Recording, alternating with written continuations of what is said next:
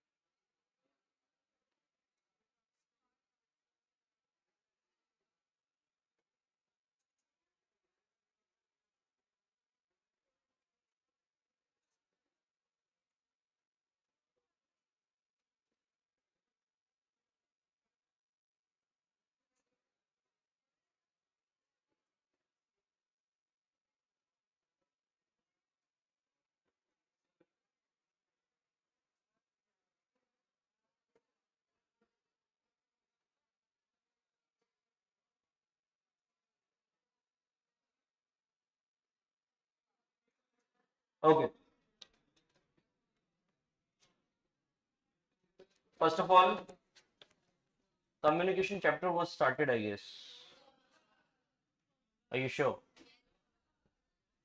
तो हम लोगों ने फिनिश किया था active passive and dead friend. ठीक, तो आज से नया चैप्टर स्टार्ट करना है, correct? Well, I can't display something because the pencil is getting charged. Before we start that, take out a fresh page in your notebook and note down the ingredients of chapter number 1. Note them down.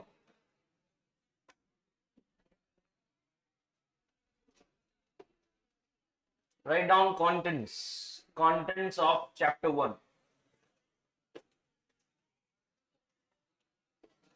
Gossips time over, everyone. बहुत time दे दिया मैंने बातें करने के लिए. Now please take a pause. And बातें करनी है तो सिर्फ एक ही आदमी से आप करेंगे, वो सामने खड़े. मुझसे बात करो, क्या दिक्कत है? आप अपने नेबर से तब तक बात करेंगे जब तक टीचर क्लास में एंटर नहीं करता है. स्पेशली मेरी बात तो ध्यान से सुन लो. 1% भी न्यूसेंस नहीं चाहिए. क्लास बहुत बड़ी है तो एक बच्चा भी बात करता है तो पकड़ में आता है. मैं नहीं चाहता तुम पकड़ में आओ. चलिए स्टार्ट. चलो लिखो. चैप्टर नंबर 1 कम्युनिकेशन, जिसमें chapter 2 and 3 is already done. We are starting with easy chapters now. अब हम उन चैप्टर से स्टार्ट कर रहे हैं जो 2-2 दिन के मेहमान हैं, मैक्सिमम 3 दिन. That's it.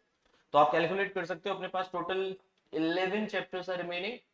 मल्टीप्लाई कर लो 3 से, या तो 33 डेज, या फिर उसको 2 से मल्टीप्लाई कर लो तो 22 डेज.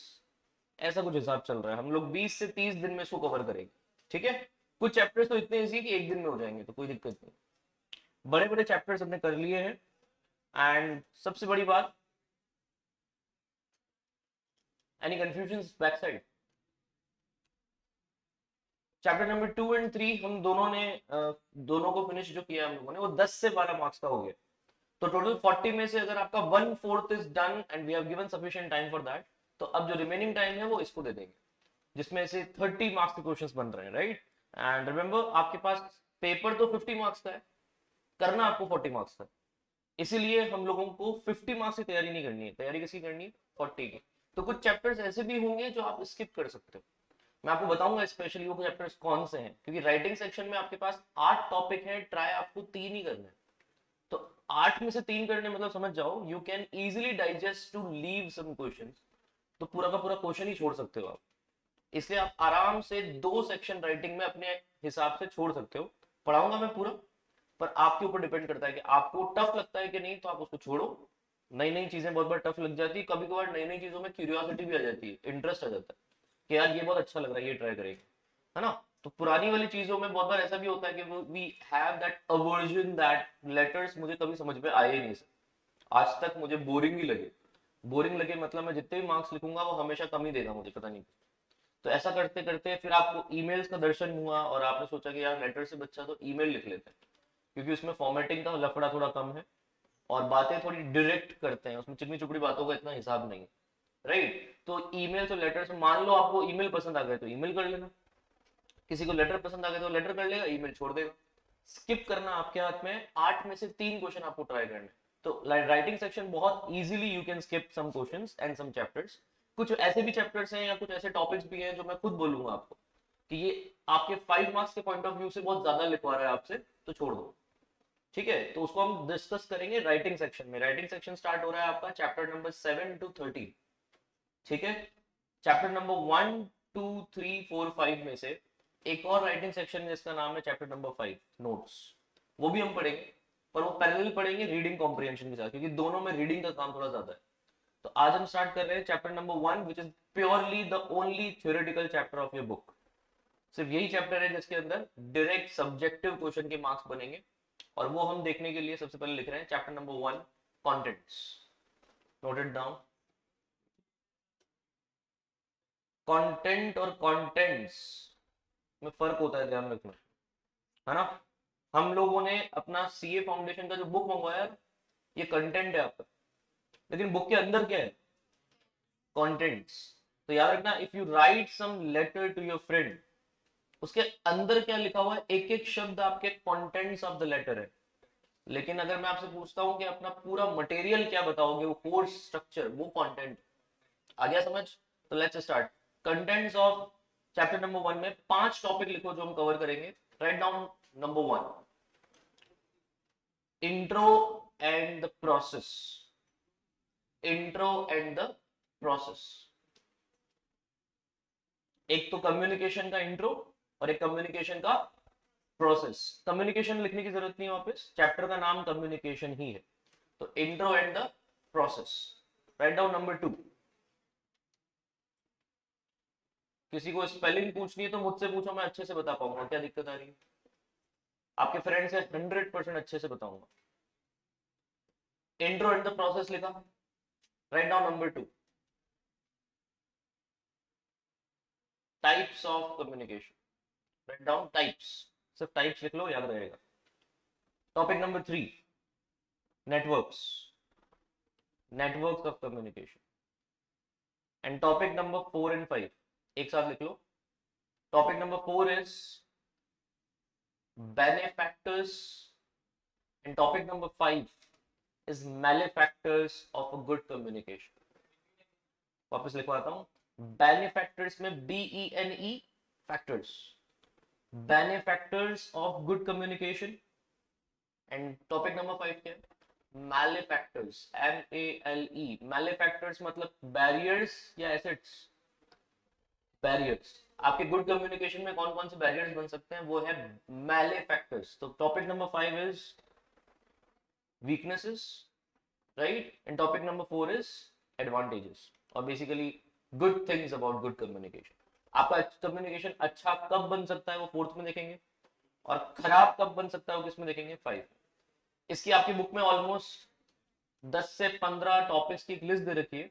उस 10 से 15 को हम लोग एक बार में डाइजेस्ट कर लेंगे। आपको जो मन में आता है वो 5 याद रख लेना, 5 में से आंसर बन जाएगा। ठीक है, चलो स्टार्ट करते हैं। बेनिफैक्टर्स और मैलिफैक्टर्स ऑफ गुड कम्युनिकेशन लिखा। मैं फिर से बोल रहा हूँ, किसी को कोई कंफ्यूजन हो तो मुझसे पूछो, मैं अच्छे से बता पाऊंगा। चलो, ये सब लिखने के बाद ये 5 टॉपिक में से आज हम कवर कर रहे हैं intro and types.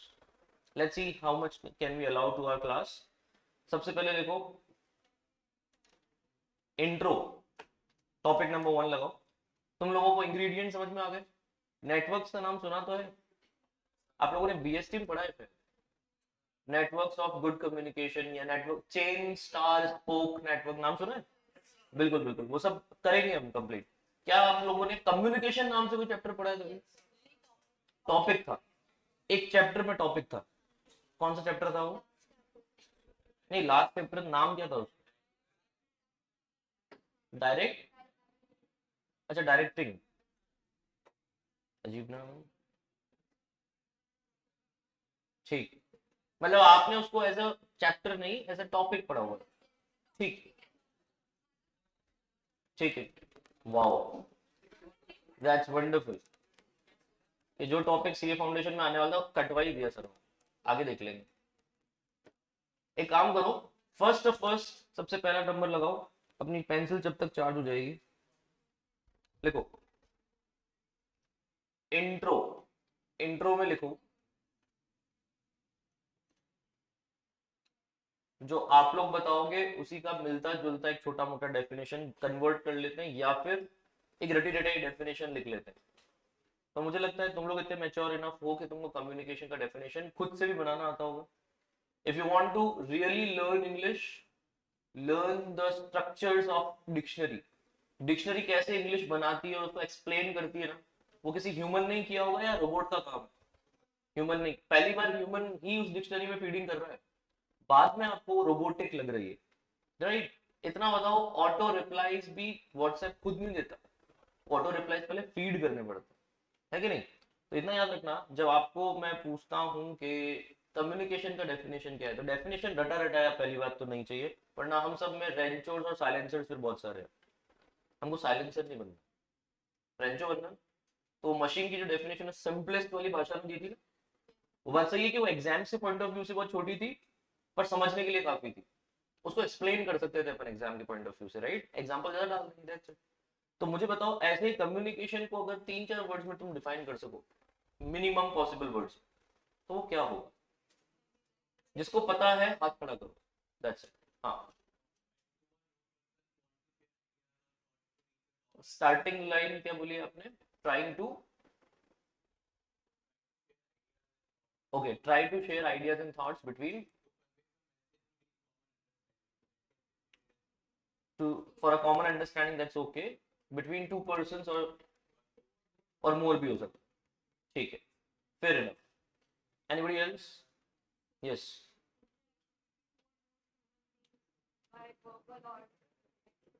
Very good.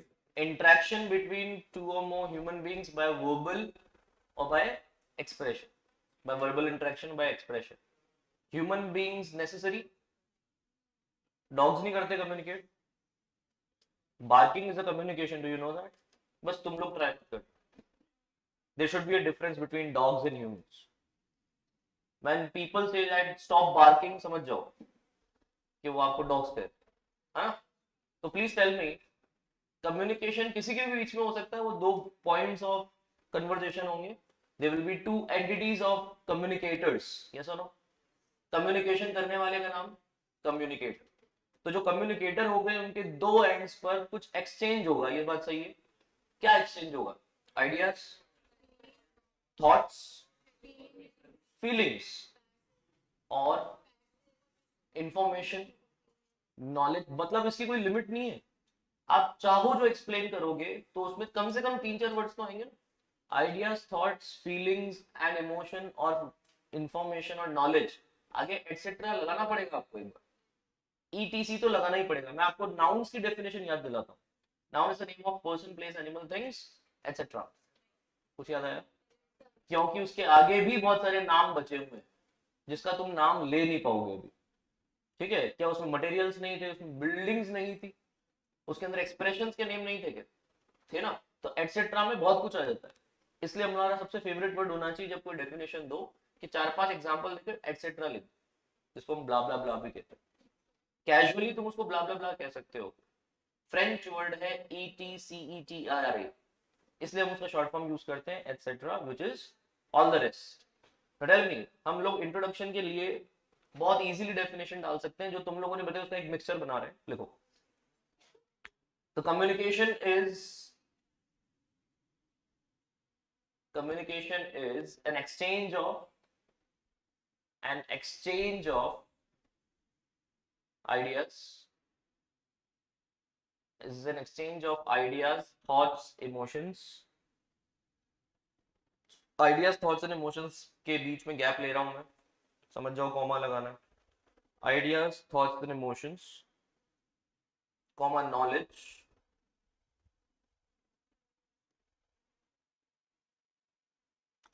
और OR, इंफॉर्मेशन. देखो, नॉलेज ही इंफॉर्मेशन बन जाती है अगर थोड़ी सी वाइज इनफ हो तो. हम लोग इंफॉर्मेशन से रिफाइन करते हैं नॉलेज को, पता है कि नहीं. इसलिए मैं लिखवा रहा हूं नॉलेज और इंफॉर्मेशन एटसेट्रा, ETC लगा दो उसके आगे. अब बताओ, ये तो हो गया किसका एक्सचेंज हो रहा है, पर किसके बीच में हो रहा है वो लिख दे. बिटवीन बिटवीन टू और मोर पॉइंट्स ऑफ कॉन्टैक्ट. ये समझ में आया? बिटवीन टू और मोर, सही वर्ड क्या चूज कर रहे हैं हम? Points of contact. क्या ये खुद से सिंथेसाइज कर सकते थे? कम्युनिकेटर वर्ड यूज करके मैं कम्युनिकेशन को डिफाइन नहीं करना चाहता, क्योंकि उसी वर्ड को यूज करके उसकी डेफिनेशन बनेगी नहीं। तो हम लोग नाउन की डेफिनेशन में ये थोड़ी लिख सकते हैं noun is the noun of person place animal thing, गलत है ना। तो noun is the name of लिखते हैं, जबकि नाउन और नेम बात तो एक ही है, ठीक है ना। तो please tell me, communication word में कम्युनिकेटर की डेफिनेशन नहीं डाल सकते, that's why points of contact. और उसके आगे एक और चीज लिख दो, बिटवीन टू और मोर पॉइंट्स ऑफ कांटेक्ट लिखा, फाइन।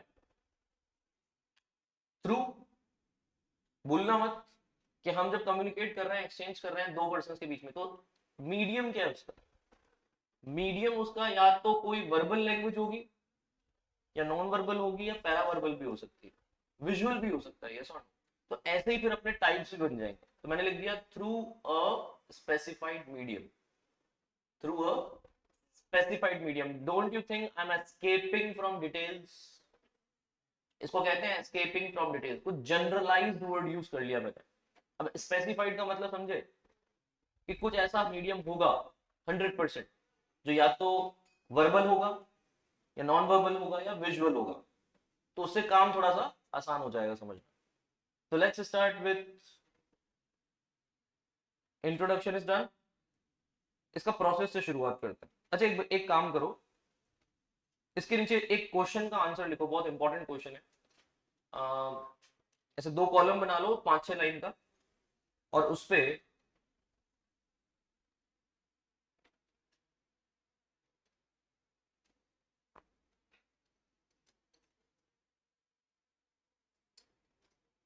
मेरे को ये नहीं चाहिए,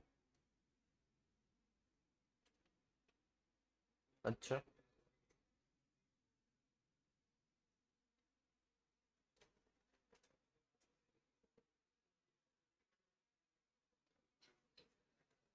इसको हटाओ यार।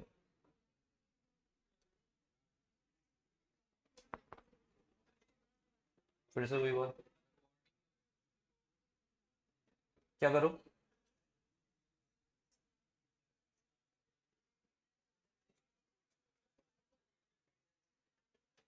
हम्म, चलो बिगिन।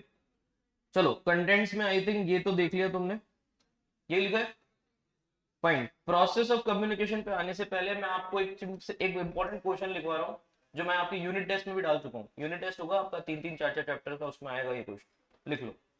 लैंग्वेज और कम्युनिकेशन में कोई फर्क है क्या? हम्म, फर्क तो है, समझने वाला ही समझ सकता है।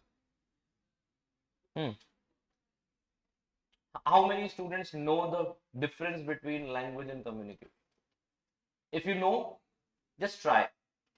गलत होगा तो मैं सही करूंगा, डोंट वरी। हाँ बोलो। Yes, okay. If language is the medium, then what is communication? Process. Am I clear? तो बड़ा कौन हुआ? कम्युनिकेशन, ये उसका एक सबसेट हुआ ना। कहने का मतलब ये बात सही है कि लैंग्वेज के बिना कोई भी कम्युनिकेशन पॉसिबल नहीं है, पर कम्युनिकेशन का एक पार्ट है वो। It is something like you can say कि एजुकेशन का एक पार्ट है लेक्चर, ये समझ में आई बात। पर लेक्चर के लिए एजुकेशन नहीं बना था। तो कम्युनिकेशन तो आप साइलेंस से भी कर सकते हो। Don't you think silence is a golden communication? पर उसकी भी एक लैंग्वेज होती है, उसको बॉडी लैंग्वेज भी कहते हैं, कि आप साइलेंस में भी कैसे रिएक्ट कर रहे हो तुम्हारा चेहरा बता देता है। अब सोचो तुम टेलीफोन पे साइलेंट हो, बॉडी लैंग्वेज भी नहीं है, तुम्हारी सांसें बता देती है कि क्या चल रहा है। तुम सांस भी नहीं ले रहे हो, रहने दो, तुम मर चुके हो सही। तो कहने का मतलब ये कम्युनिकेशन तो किसी भी विजुअल और नॉन विजुअल इम्पैक्ट से पता लग जाएगा, चाहे उसमें लैंग्वेज हो या ना हो। तो हमारे लिए लैंग्वेज बहुत ही सीमित डेफिनेशन में आ जाती है कि इंग्लिश और हिंदी, गलत है। वो वर्बल लैंग्वेज है, नॉन वर्बल भी तो होती है। Eye contact is a language or not? Eye contact is a damn language. The only thing is we underestimate that. अगर आप उसको एस्टिमेट अच्छे से कर पाओ, तो काफी सारा कम्युनिकेशन तो आंखें चार होने से हो जाता है, राइट? तो जल्दी से बताओ, language is just the medium of communication, it is the medium, तो दिस इज द प्रोसेस। आया? तो बताओ, एक बात बताओ, अगर ये प्रोसेस है और ये मीडियम है, so language is a part is a part of communication. ये समझ में आया क्या? कम्युनिकेशन इज दी होल, ये आया समझ? वो पूरा होल पार्ट है, ये उसका सब पार्ट है। M I clear? नेक्स्ट, अगर ये समझ में आया तो इसका एग्जाम्पल बताओ मुझे कि क्या लैंग्वेज के अंदर वर्बल लैंग्वेज भी आएगी और नॉन वर्बल भी आएगी, सही है क्या? और एक विजुअल लैंग्वेज भी होती है। विजुअल मतलब कौन सी? Symbolic language. ड्रेसिंग सेंस एक लैंग्वेज है, पता है? ड्रेसिंग सेंस एक ऐसी लैंग्वेज है जैसे आप कम्युनिकेट करना चाहते हो कि आप कौन से रिलीजन से बिलोंग करते हो, ये भी हो सकता है। कौन से फैंसी ड्रेस में किस गुरु को रिलेट कर रहे हो, ये भी हो सकता है। तो dressing sense is a very good communication. कभी फैंसी ड्रेस कंपटीशन में आके देखो, यस और नो, किसी रैंप वॉक पे जाके देखो, तो पता लगेगा कि ड्रेस भी बहुत कुछ कम्युनिकेट कर सकती है। Today dress is not just dress, is a philosophy for fashion designers, पता है कि नहीं? अगर वो ग्रीन मूवमेंट में जा रहे हैं सेलिब्रिटीज को लेकर, तो फैशन डिजाइनर्स कहते हैं कुछ ऐसा पहनो जो ग्रीन मूवमेंट को रिजेंबल कर सके। So you can not just wear a pyjama और a top and just go away. Not like that. You have to have a communication through your dress as well. That is called visual. Non-verbal is body language, and verbal तो पता ही है, English और हिंदी और whatever. Do you know even maths is a language for calculations? Yes or no? Scientific लोग समझ सकते हैं ना mathematical calculations को, तो mathematical calculations उनकी language हुई कि नहीं हुई ना? That's it. क्या आपको पता है ना मैथ्स के अंदर इसका मतलब होता है सम कर दो सबका, सिग्मा कहते हो ना आप इसको, राइट? इस इंग्लिश में इसका मतलब होता है कि ए एन डी हो जाएगा, एम्बरसन साइन। ऐसा क्यों हो रहा है? वेट,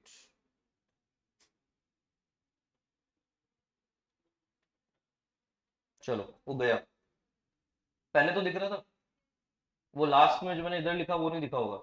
फाइन, ये सिग्मा वाला साइन, ये एम्बरसन वाला साइन, ये कम्युनिकेट करता है कि नहीं करता है? सबका कोई ना कोई कम्युनिकेशन जरूर है, पर ये सब मीडियम्स हो गए, और जो ये कम्युनिकेट करेंगे वो प्रोसेस हो गए।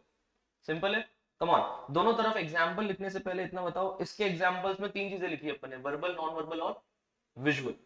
और उनके एग्जाम्पल्स भी लिख देना। वर्बल मतलब इंग्लिश, हिंदी, मराठी, ये कौन है? वर्बल। नॉन वर्बल में लिख देना बी एल, बॉडी लैंग्वेज, ई सी, आई कॉन्टैक्ट, लिखा। और विजुअल में क्या लिखोगे आप? विजुअल में आप लिख सकते हो टी एस, ट्रैफिक सिग्नल्स, लिख सकते हो ट्रैफिक सिग्नल्स विजुअल में। डी एस, ड्रेसिंग सेंस, ये लिख सकते हो। एग्जाम्स में प्लीज फुल फॉर्म लिख के आओ, ठीक है? ये अभी हम नोट्स बना रहे हैं इसलिए। अब मुझे बताओ कम्युनिकेशन के एग्जाम्पल्स में तुम सीधा ही क्या लिखो? Traffic sense.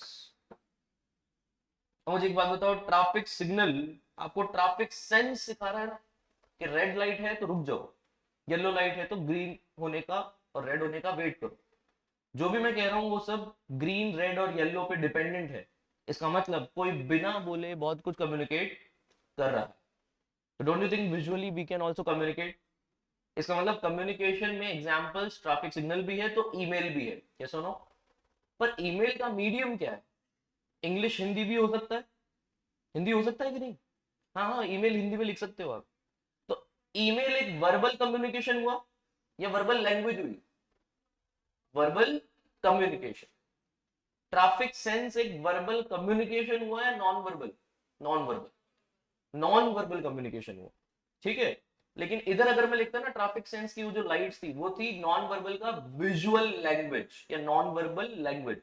मेरी बात समझ में आई क्या? तो जब आप बोलते हो कि सर रेड, ग्रीन और येलो वो लैंग्वेज थी, पर उससे जो समझ में आया वो क्या था? Traffic sense, that was communication. Am I clear? तो याद रखना, overall it was traffic sense, but the part of it was traffic symbols. तो सिंबल्स किस में आ गए? लैंग्वेज में। और सेंस किस में आ गया? कम्युनिकेशन।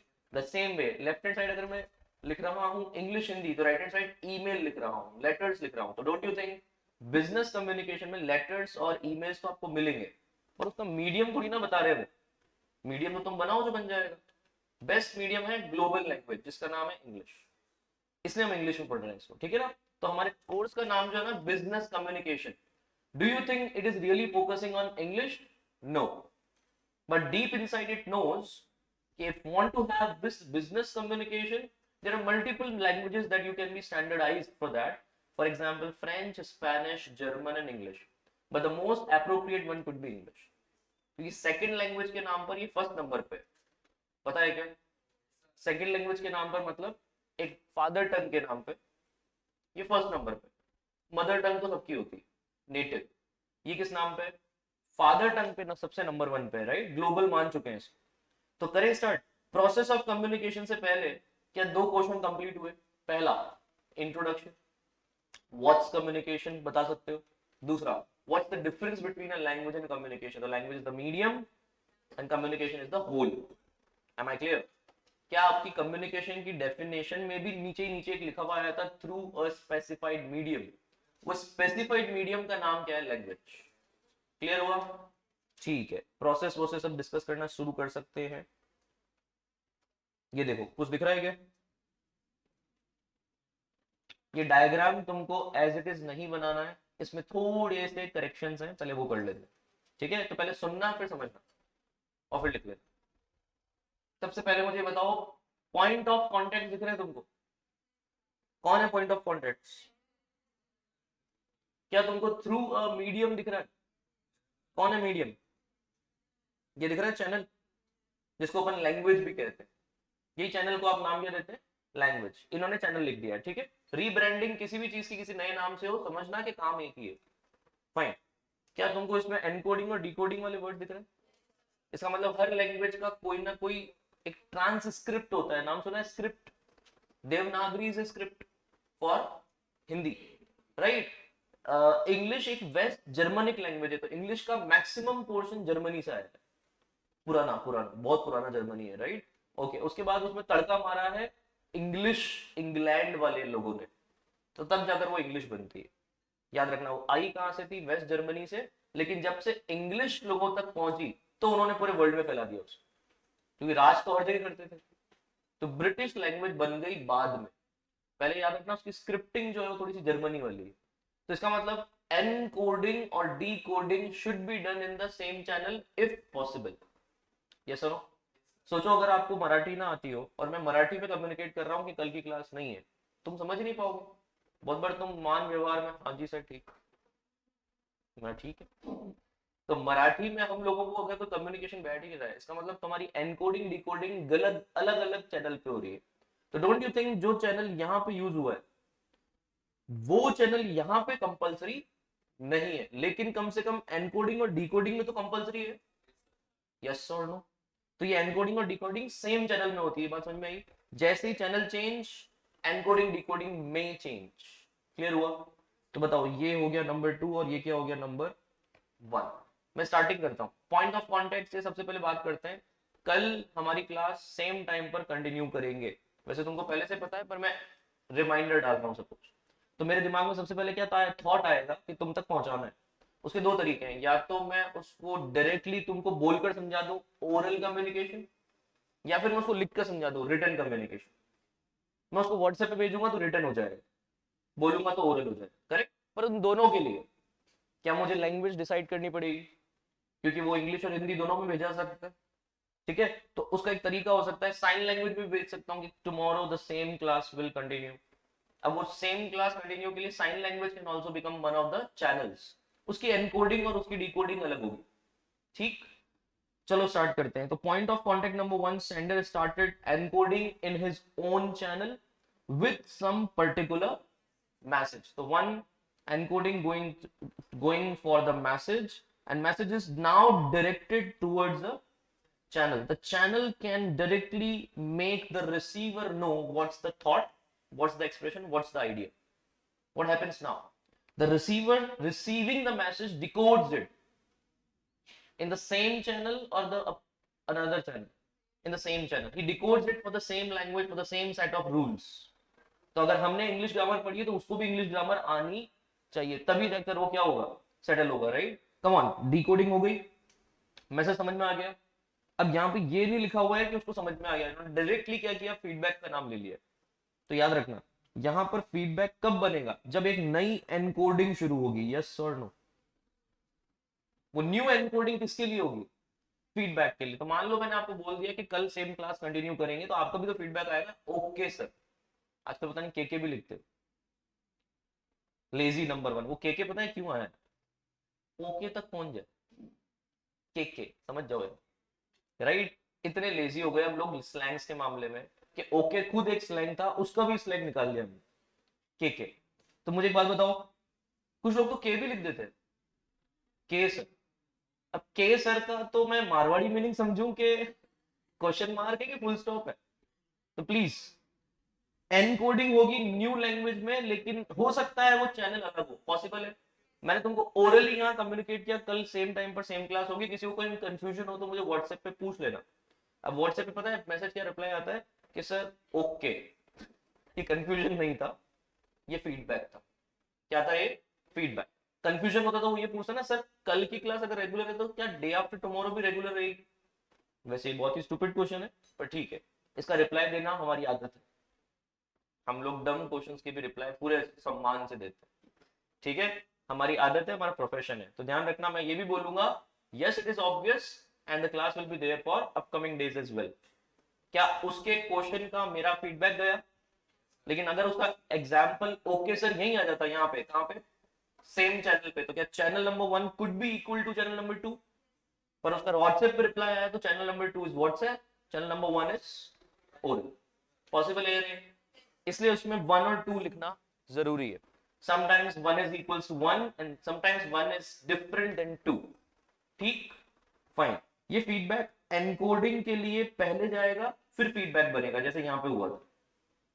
अब ये एनकोडिंग करते करते we are directing this feedback towards the sender through channel number 2। Now don't you think okay sir लिखने के बाद मेरा शायद एक थम्स अप भी आएगा, but that's not the part of second process because the first process is already done। तो आपका साइकिल जहां पूरा होता है कम्युनिकेशन वहां खत्म होता है, क्योंकि अब नेक्स्ट कम्युनिकेशन में अगेन सेम प्रोसेस। मैंने थम्स अप का एनकोडिंग किया, तो क्या आपको थम्स अप का डीकोडिंग आना चाहिए कि थम्स अप मतलब ऑल ओके? हो सकता है आपका फीडबैक आ जाए एक और थम्स अप, पॉसिबल है, चैनल 1 चैनल 2 सेम। तो ये फीडबैक तो चलता रहेगा ना। The main thing is it is a never ending process if you want, and it can end in one cycle as well. तो हम लोगों ने साइकिल कंप्लीट कर लिया, सेंडर से हम वापस कहां चले गए? सेंडर तक चले गए, राइट। इसमें एक वर्ड और लिखा हुआ है, चेक करो, यहाँ पे लिखा हुआ है नॉइज और बैरियर। अब तुम चाहो तो नॉइज और बैरियर यहाँ पे भी लिख सकते हो, ऐसे कोई दिक्कत वाली बात नहीं। मेन बात ये है बैरियर बाद में क्यों लिखा गया, क्योंकि बैरियर आता है रिसीवर को, सेंडर को भी बैरियर नहीं आता। नॉइज आती है सेंडर के साथ। नॉइज मतलब समझते हो, मिसअंडरस्टैंडिंग। हो सकता है मैंने शब्द ऐसे चूज किए हो जो आपको समझ में ना आए, वो नॉइज क्या मेरी वो इंटेंशनल थी या अनइंटेंशनल? अनइंटेंशनल। लेकिन जब तुम तक पहुंची और तुमको इसलिए समझ में नहीं आई क्योंकि मेरे को तो क्लियर था, तुमको क्लियर नहीं हुआ, तो उसका नाम क्या दे देंगे? बैरियर। तो याद रखना तुम लोग नॉइज एंड बैरियर इसके आसपास कहीं पे भी लिख सकते हो। रीजन, ये पूरा साइकिल ऑफ कम्युनिकेशन के बीच मिसअंडरस्टैंडिंग्स की पॉसिबिलिटी है। इसलिए कहते हैं अगर तुम 100% कम्युनिकेट करोगे तो पहुंचेगा सिर्फ 99% मैक्सिमम। 90% भी पहुंचता है, कभी कभार 50% ही पहुंचता है। तुम लोगों ने कितने क्लियर बताया उस पर डिपेंड करता है। तो याद रखना कभी नॉइज और बैरियर भारी भी हो सकते हैं, जैसे फिजिकल बैरियर हो सकता है, तुम दूर बहुत बैठे हो। फिजियोलॉजिकल बैरियर हो सकता है, तुम बहरे हो।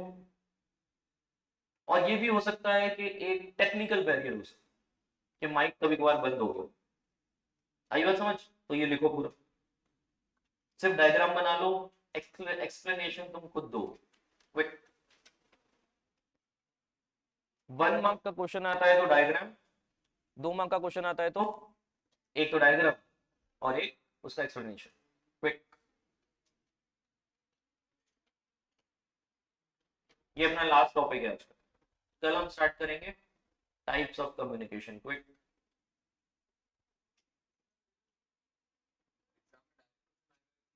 जी, डायरेक्ट क्वेश्चन आएगा, what is communication with types. एक तो ये क्वेश्चन हो गया, what is communication with the process. 1 mark का क्वेश्चन तो ये भी आ सकता है, explain the process of communication. कर लोगे? बहुत सिंपल है, सेंडर रिसीवर वाली चीज दिमाग में रखो, एनकोडिंग का मैसेज बनाओ, डिकोड करके फिर से एनकोडिंग का क्या बनाओ? फीडबैक, एंड पहुंचा दो सेंडर तक वापस। हो गया।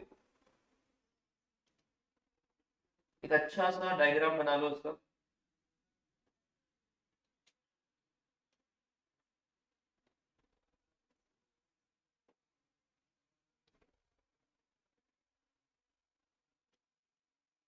आज हम लोगों ने इंट्रो और प्रोसेस के दो टॉपिक कवर किए।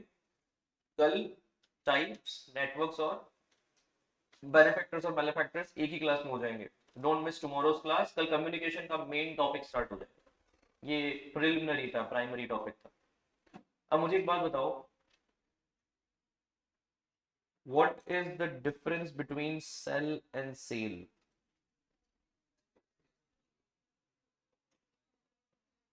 आप में से किसी की क्वेरी आई है? मैं आप सबसे पूछ रहा हूँ, क्या होता है? एक मिनट, सेल बेचना होता है। इंग्लिश में तो मत करो उसको ट्रांसलेट। हाँ, सेल में डिस्काउंट नहीं होता, सेल में डिस्काउंट होता है। बात सही है। सेल में डिस्काउंट नहीं हो सकता। आज अगर मैं ये वॉच तुमको गिफ्ट करना चाहूँ कुछ पैसे लेके, गिफ्ट नहीं होगी वो। मैं तुमको सेल करना चाहता हूँ, मुझे कुछ पैसों की जरूरत है। आपने बोला सर 500, मैंने बोला 400। 400 में तुमने ले ली। डिस्काउंट इस बात का मैं मार दूं, मान लो कि मेरी जो सेलिंग रेट थी पहले वो ज्यादा थी, तुम्हारे लिए कम कर रहा हूं। ठीक है। डिस्काउंट का मतलब समझते हो क्या? थोड़ा सा मैंने सब्सिडाइज कर दिया। सब्सिडाइज समझते हो? सब्सिडाइज मतलब मैंने इंसेंटिवाइज कर दिया है ताकि परचेज हो सके। तो मुझे एक बात बताओ, ये दोनों वर्ड्स अलग अलग है। कौन कौन से? बाय और परचेज फर्क है। वैसे ज्यादा फॉर्मल वर्ड कौन सा है? थोड़ा सा कैजुअल वर्ड कौन है? Buy. Can you buy happiness? ऐसा बोलते तो हैं, we can buy happiness with बंगला, गाड़ी, ये वो। You can not say you can purchase happiness. तो इतना याद रखना, कमर्शियलाइज्ड वे वर्ड है कि मनी जहां इन्वॉल्व होता है वो क्या होता है? परचेज। क्या परचेज बार्टर सिस्टम में कभी पॉसिबल है? नो। परचेज सिर्फ और सिर्फ एक मीडियम ऑफ ट्रांजैक्शन के थ्रू ही हो सकता है, that is money. E wallet, cashless possible नहीं, कैश के साथ होगा। कैशलेस में थोड़ा सा पेटीएम मनी, फोन पे मनी, मनी इंपॉर्टेंट, कोई मीडियम ऑफ एक्सचेंज जरूर होगा। बाय बार्टर सिस्टम में भी पॉसिबल है। तो कैजुअल हुआ ना। बाय तो तुम कैसे भी कर सकते। कैसे? आपने नाम सुना होगा कि हैव यू बॉट मी और what? A student may reply to his teacher in heart. दिल में वो कह सकता है सर आपने हमको खरीद लिया है। तो कुछ भी बोले जाते हैं और हम करते जाते हैं। क्या हमको महीने के घंटे जो कोई भी आता है बजाता जाता है। अगर आपके मन में ये ऐसा आ रहा है कि हम क्या आपके स्लेव्स है, क्या आपके नौकर है क्या, तो आपने शायद ये क्वेश्चन खुद से पूछा है कि are we bought by you? You never asked yourself are we purchased by you? Purchased is illegal, buying is not legal. Human trafficking हो जाती है ह्यूमंस की परचेजिंग में, पता है? तो आज अगर तुम्हारी प्राइस फिक्स कर दी जाए कि तुम लोग 10 लाख रुपए में इसको लाइफ लॉन्ग सर्व करोगे, ये बॉन्डेड लेबर का नाम सुना? बंधवा मजदूर, केजीएफ देखिए। हाँ, वो केजीएफ में परचेजिंग हुई है, इलीगल नहीं है वो। पर अगर आप किसी को खरीद चुके हो बाय मनी नहीं, बाय लव, तो वो क्या है? बाय। आया? तो you can buy people with your love, you can not purchase them. Am I clear? तो ज्यादा कैजुअल वर्ड कौन सा हुआ? बाय। लेकिन professional to the point, purchase. Bill है तो परचेज, बिल नहीं है तो बाय। आ गया समझ में? बिल बहुत जरूरी। Come on. सेल और सेल में एकता बताओ। स्टॉक में थोड़ा ज्यादा है तो क्या होगा? सेल। ये तो समझ में आता है। सिर्फ एक ही चीज सेल करनी है तो सेल हो जाएगी, लेकिन ज्यादा करनी है तो सेल हो जाएगी। ऐसा कुछ याद आया? तो इतना सा याद रखना, सेल और सेल में सिर्फ ये फर्क है, sale is the whole and sale is part. याद रहेगा? वही फर्क है जो लैंग्वेज और कम्युनिकेशन। ये होल है मतलब ये एक साथ, पूरा एक साथ हो रहा है। तो sir tell me one thing, in bulk sale किस में होता है? बल्क में होता है। लेकिन सेल किस में होता है? Piece by piece, item by item. याद रहेगा? तो I want to sell my watch and I want to have a sale of all the watches. Am I clear? तो सेल एक नाउन बना, सेल एक वर्ब बना। फर्क समझ में आया? सेल बेचने को कहते हैं, और बेचने का जो पूरा का पूरा वो होलसेल मार्केट लगा रखा है तुमने, उस मार्केट का नाम क्या है? सेल। याद हो जाएगा? That's it. जरूरी है सेल में डिस्काउंट दिया जाए? कोई जरूरी नहीं है, वो तो एक्चुअली अट्रैक्ट करने के लिए देते हैं। आया समझ? तो अगर सेल लगी पड़ी है ब्रांडेड कपड़ों की और नीचे कोई डिस्काउंट मेंशन नहीं है, तो समझ जाना कि सेल तो है, क्योंकि एक साथ बल्क में बेच रहे हैं। लेकिन जरूरी नहीं है वो किसी एस्टिमेटेड डिस्काउंट के साथ ही है, हो सकता है 5% का डिस्काउंट हो, ये बहुत मिनिमल डिस्काउंट है। शोरूम वाले 10% दे रहे होंगे। मेरी बात में आई क्या? तो sale is not minimum with discount, but minimum with bulk. ये क्लियर हुआ? सेल तो आइटम बाय आइटम भी होता है। क्या ये दोनों क्लियर हुए? तो आज की क्लास यहाँ खत्म कर सकते हैं। कल कौन कौन सी चीजें बच रही है? टाइप्स, नेटवर्क्स, और मैन्युफैक्चरर्स और मैन्युफैक्चरर्स। Thank you everyone.